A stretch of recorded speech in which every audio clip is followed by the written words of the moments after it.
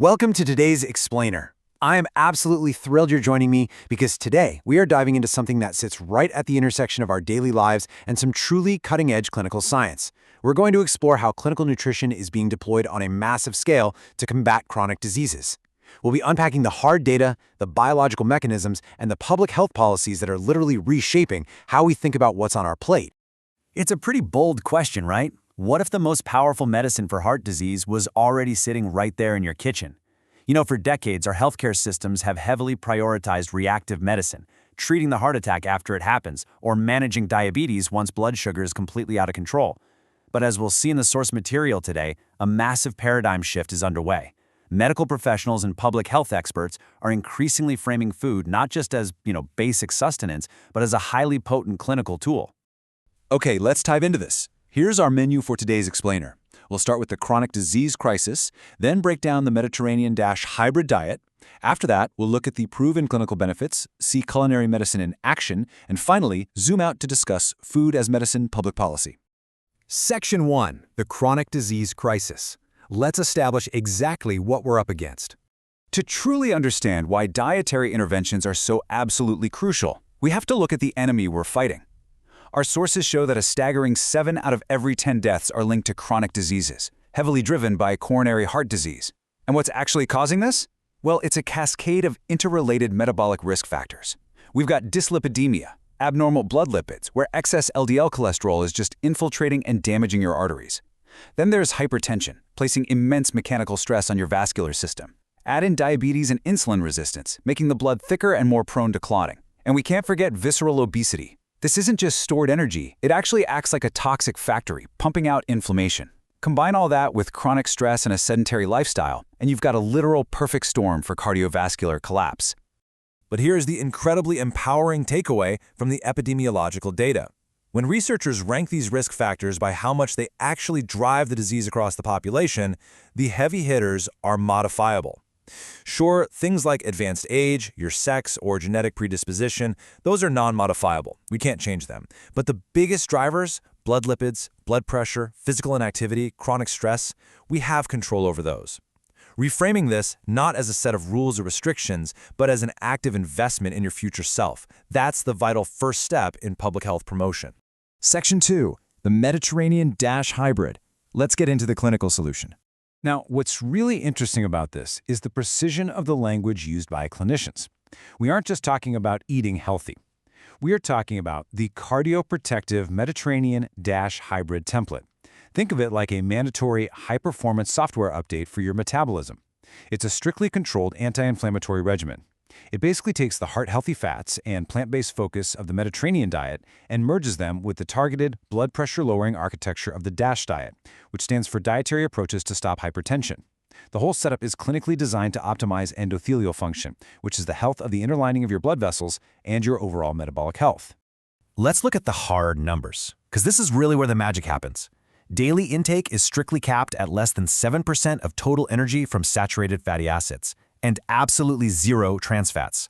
Why? Because this actively halts the progression of that dyslipidemia we just talked about. Then there's a massive fiber target, 35 grams or more a day, specifically prioritizing soluble fibers like beta-glucan and psyllium. These aren't just for digestion, they literally bind to intestinal bile acids to pull cholesterol right out of your body. And notice that sodium ceiling of 1,500 milligrams a day? You might have to temporarily break up with your salt shaker, but that ceiling acts as a non-negotiable structural guardrail for your blood pressure. For overweight participants, there's also a customized caloric deficit of 300 to 500 calories a day. It's not just about what we're restricting, though. It's about what we're adding. The DASH protocol is heavily focused on the biological why behind our food choices. By loading up on dark leafy greens, legumes, and seeds, we're specifically enhancing the body's ratios of potassium and magnesium. These minerals act directly on our blood vessels, optimizing endothelial smooth muscle relaxation. Put simply, they help your tense, constricted arteries finally relax, naturally dropping your blood pressure. Section 3. Proven clinical benefits. Let's look at the actual data. The theory sounds great, right? But does this actually yield medical-grade systemic results? The answer is a resounding yes. Check out this number, 5 to 10 millimeters of mercury. In structured 30-day interventions using this exact dietary framework, this is the targeted and frequently achieved reduction in systolic blood pressure among hypertensive participants. To put that into perspective, a drop of that magnitude on a population scale would drastically reduce the incidence of strokes and heart attacks worldwide. It is a massive clinical win, achieved entirely with a fork and a knife. And this brilliantly illustrates what happens with blood sugar. Integrating a whole food, plant-based diet creates consistent, incredibly powerful drops in HbA1c, which is your average blood sugar over a 3-month period. Based on a 2025 systematic review of 16 clinical trials, we're seeing reductions between 0.6 and 0.9%, alongside drops in fasting glucose of 12 to 18 milligrams per deciliter. This is literally comparable to the efficacy of some frontline diabetes medications. It's effectively reversing the glycemic damage caused by the modern diet. To really solidify this evidence, we can look at a 2021 meta-analysis from Austin and colleagues. They found that these plant-based dietary architectures significantly reduce body weight, BMI, and crucially, waist circumference in type 2 diabetes patients compared to regular meat-eating diets. This proves a fantastic dual benefit. You're managing glycemic control while simultaneously shedding that dangerous visceral adiposity that drives inflammation. It's a total metabolic reset. Section 4. Culinary medicine in action. How do we make this a reality? So, how do we actually get patients to adopt this kind of medical nutrition? Let's be real, just handing someone a pamphlet almost never works. This is where the brilliant concept of culinary medicine comes in. Instead of just lecturing patients, healthcare systems are building metabolic kitchens.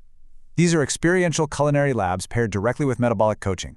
Patients are brought into a kitchen classroom where they literally master low-sodium seasoning alternatives so their food still tastes amazing. They learn how to spot hidden sugars and decode commercial ingredient labels. It shifts the entire dynamic away from relying solely on a doctor and instead empowers the patient with lifelong self-efficacy. To see just how intensive and effective this can get, our sources outline a 30-day in-house lifestyle program. Participants start their day with an active vitals check and heart rate variability biofeedback to help manage their nervous system. Next, they move straight into prescribed Zone 2 aerobic conditioning to build up cardiovascular fitness and insulin sensitivity. By midday, they're in the culinary medicine lab, actively cooking and eating their cardioprotective meals. Finally, they attend behavioral change seminars. Nutrition, prescriptive exercise, and stress management are all tightly woven together in this multidisciplinary setting. It's treating lifestyle modification with the exact same rigor as recovering from a major surgery. Section 5. Food as Medicine Policy. Zooming out to the macro level. So, how is this concept scaling from individual, localized clinics to global public health policy? Well, the crucial point is this. Food as medicine, or FIM, strategies are showing incredibly positive effects on nutrition security, glucose control, and cardiometabolic health equity at a population level. But rolling this out system-wide, that's complex. You can't just tell a giant hospital network to prescribe food. According to a 2024 narrative review, these programs desperately require proper implementation guidance, standardized checklists, and robust systemic support to actually function within our existing healthcare infrastructure. And to guarantee these programs are actually saving lives and efficiently using public dollars, health administrators use a rigorous 3-tier evaluation framework. First is the process tier. Are the cooking classes actually happening? Are people showing up? Is it operationally efficient? Second is the impact tier. Are patients actually acquiring new culinary skills and modifying their behaviors? Are there psychological shifts? And finally, the outcome tier.